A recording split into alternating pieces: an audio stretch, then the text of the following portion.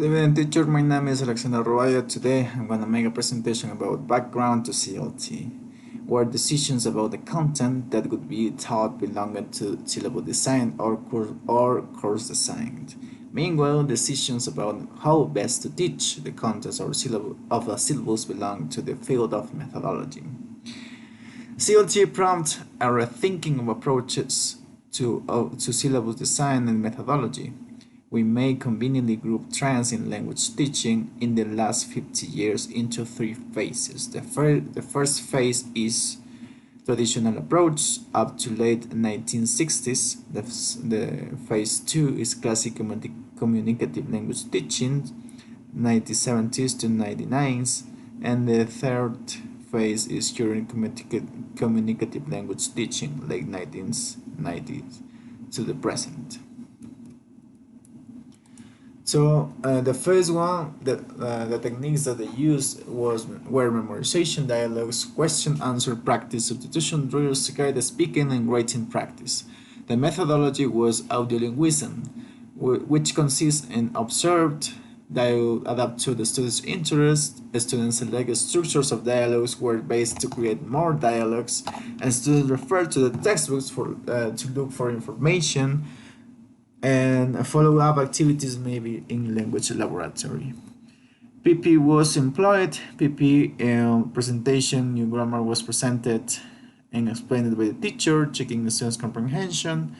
The other P means practice. Learner use new structure in a controlled context, and production, where learner practice new structures in different contexts using their own information to develop fluency. The phase 2, what was needed in order to use language communicatively was communicative competence. Communicative language teaching created a great deal of enthusiasm and excitement when it first appeared as a new approach to language teaching in the 1970s and the 1980s. And language teachers and teaching institutions all around the world soon began to rethink their teaching, syllabus, and classroom materials. Some aspects of language to develop learners' communicative competence are purpose, setting, role, communicative event, language function, notions, discourse and rhetorical skills, variety, grammatical context, and lexical context. A functional syllabus, this is organized according to the functions the learner should be able to carry out in English, such as expressing likes and dislikes, offering and accepting apologies, introducing someone, and giving explanations.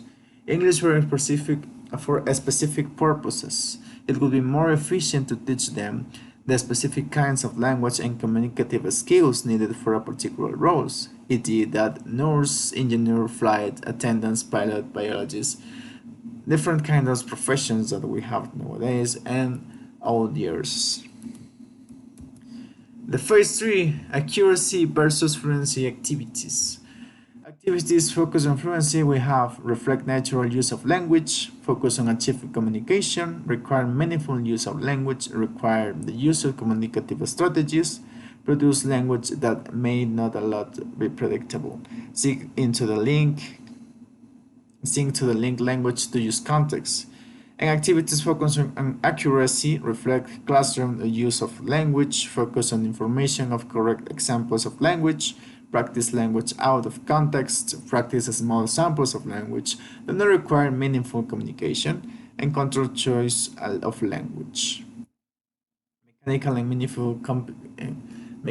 meaningful, and communicative practice.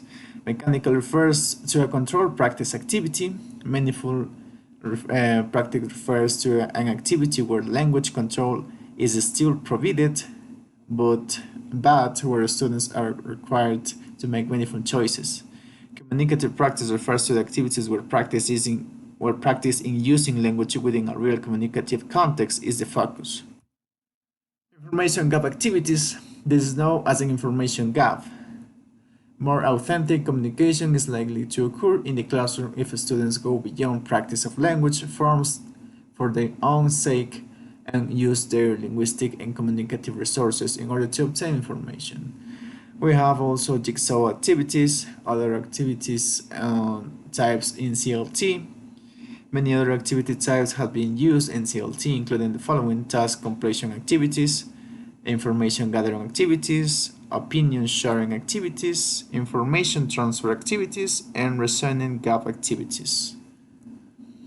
Emphasis on pair work and group work. They can be learned from hearing the language used by other members. They will produce a greater amount of language than they would.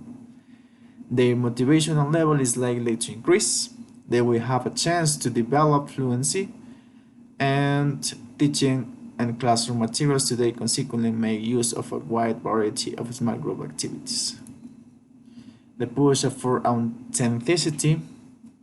Arguments in favor of the use of authentic materials include: they provide cultural information about target language, provide exposures to real language, they relate more closely to learners' needs, and they support a more creative approach to teaching.